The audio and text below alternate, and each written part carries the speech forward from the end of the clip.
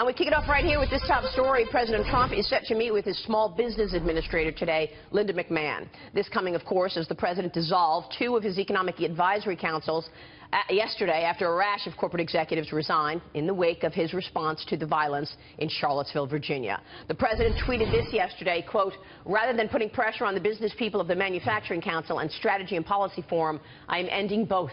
Thank you all." The tweet coming just moments after two more CEOs announced their resignations from the Manufacturing Council.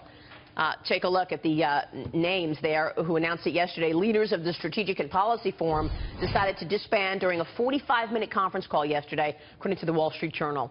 In a statement, the group said that the debate around Charlottesville had become, quote, a distraction to their purpose. Dagan, what do you think about this? The president's comments, could this put the congressional agenda at risk once again? More issues in front of the agenda. This falls on Congress to push the agenda ahead, and it's not just tax reform, which we've talked about. This is about raising the debt ceiling, which is going to be critical, which could indeed roil markets if it looks like that they can't do it and do it with speed once they come back from the break. But it's also about keeping the government open, funding it, getting a budget in place so they can even begin to talk about tax reform. And let's not forget what they failed to do on repealing and replacing or even trying to fix Obamacare. I mean, it does speak to the turmoil in the White House and the country that this is the first or the business president, and you have business leaders that are stepping aside because of what has happened Saturday and really on Tuesday. Does it jeopardize the agenda? Listen, a lot of these CEOs haven't, they stopped short of saying they would refuse to work with the White House, but this is another blow to a shaky administration. But this is bad, because this is where the president should be leading. I mean, when you talk about health care and all the other issues, you would expect Congress to be leading the way on their passing policy. But when you have a businessman like Donald Trump that is so energetic, that can talk about, this is his strong suit right here. And so the fact that he can't talk about it during this time, this shows you that the White House created this distraction. Now, the president is not responsible for what happened in that city, but the president's comments, when he pivoted and then pivoted back, he is once again put himself in the spotlight when it comes to these issues. Now, race relations is tough for every president. I mean, let's not pretend like all of them got it right. It's tough, it's complicated, but as the commander-in-chief, you have to speak to the country. You got to speak to the heart. And when the president went back, I think he created some problems for himself. And I also think, you know, condemning Nazis is probably the easiest part of race relations in America. And as someone from Richmond, I mean, there are plenty of people on both sides of the monument debate, and there are good people on both sides. But the good people on the pro-monument side were not in Charlottesville. They don't attend marches with Nazis, so he didn't need to protect them. And I think one of my concerns, you know, Dagan was talking about the agenda. Where he needs business input is on tax reform. Where he needs business input and participation is in public-private partnerships on infrastructure. Those are the two big things that the financial markets are looking for, and I have to say he jeopardized both of them this week. He did, but you know, these people on the councils are still going to be there for him. I mean, I feel like Steve Schwarzman, Jamie Dimon, they're going to be there if the president calls them and says, what's your input on tax reform?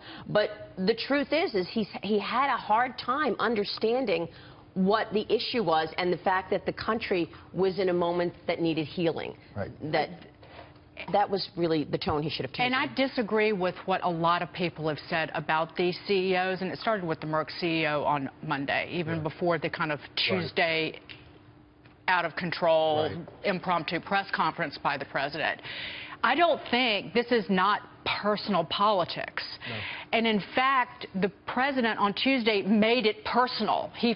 As he has in the past. Which made it worse. It was about, he felt like he was being told that he was wrong, and it became personal. This isn't about personal politics for these CEOs. It is about their employees. It is about, they are worried about the bottom line and their investors and the customers. To talk so aggressively about it and not talk aggressively about what actually happened in the city made it worse. I was in Charlottesville the last 2 days. My whole family lives in and around Charlottesville, and I was down there. And I think that what you see with the biggest problem right now is because I found the president's remarks, the lack of calling out Nazis for what they were and saying that's the reason that Heather Heyer is dead.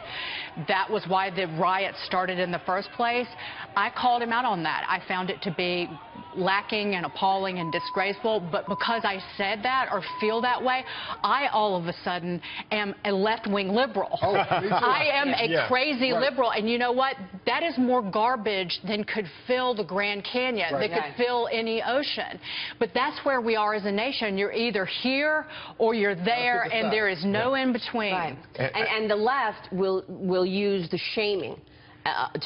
To really try to take you down. Whatever they think, it's the shaming. It's the constant emails and constant tweets and just anything to public shame so that you come across differently or agree with what their narrative is. The rise of left-wing radicals. We have talked about it. When there is a riot, an Antifa riot at Berkeley, we talk about it and we cover it and we call it for what it is. When police officers are killed in the line of duty, we speak up for that. But this was about one specific thing to begin with. It was about a Nazi rally with people shouting, carrying torches, shouting, "Jews will not replace us," and "blood and soil," that old saw of the Nazi movement. There's also, Trump called out the Obama administration, I think, appropriately for being reluctant to call Islamic extremist terrorism for what it is. This is domestic terrorism. This is using the exact same techniques that ISIS is using cars as weapons. We should be describing this for what it is. We should be as forthright. And I think these are all things that have really hurt the president in terms of carrying the message on Islamic extremism.